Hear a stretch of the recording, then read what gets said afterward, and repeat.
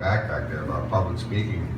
He was talking about, are you nervous and that kind of stuff. And I think you are a little bit anytime you do it, but this time Scott gave me a script, so it's going to be a lot easier. I'm going to use it. Where your faith story started. With mine, it's kind of two different starting points. Growing up as a child, I was raised Catholic by my parents, going to church every Sunday, catechism every Saturday. It pretty much, I always believed Jesus was who he said he was, and I believed in God, but I didn't have any faith, I guess is the way to put it. And then when I got into my teenage years, church and all that stuff was just a hassle, and it took up too much of my time and got in my way. So I pretty much stopped any kind of faith whatsoever for a long period of time.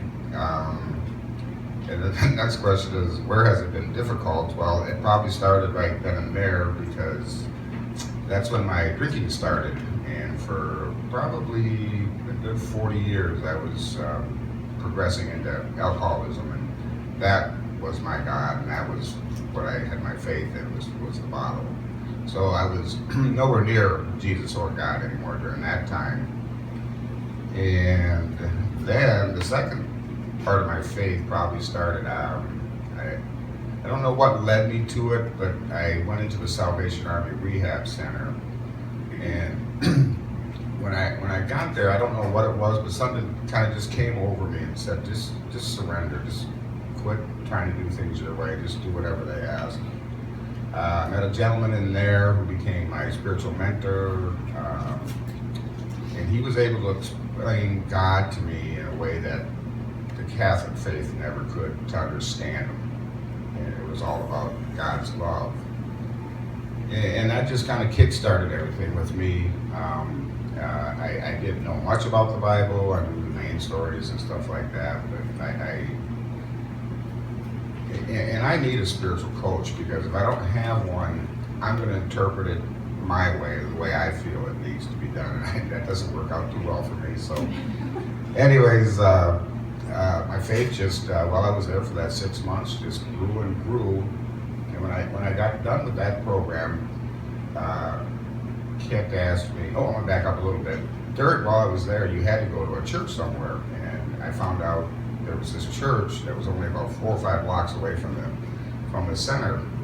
And I came in here, and I sat down at a table, and there was this card that says it's okay to talk in church, and I was all in then, because Catholic faith, that was not quite the way to do it.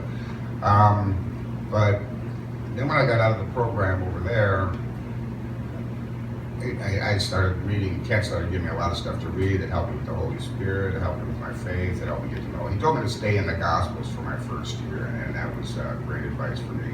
And my faith just grew, just because I let it. And I remember him asking me if I was getting any kind of message from God, and I said, I'm just getting this overwhelming feeling just to show up. And he said, show up for what? And I go, I don't think it's any particular place. I'm just supposed to show up the way I was intended to show up. And I've just been doing that for the last 3 years. And professionally, I'm a kind of a handyman, repair guy. And as I got out of that program, I'm thinking, okay, I got that to fall back on for income and stuff like that. But I didn't really push anything or go after anything. I just said, just trust in God, that He'll have a path for me. And in a very short period of time, I went from an alcoholic entering a rehab center to now I'm a counselor there.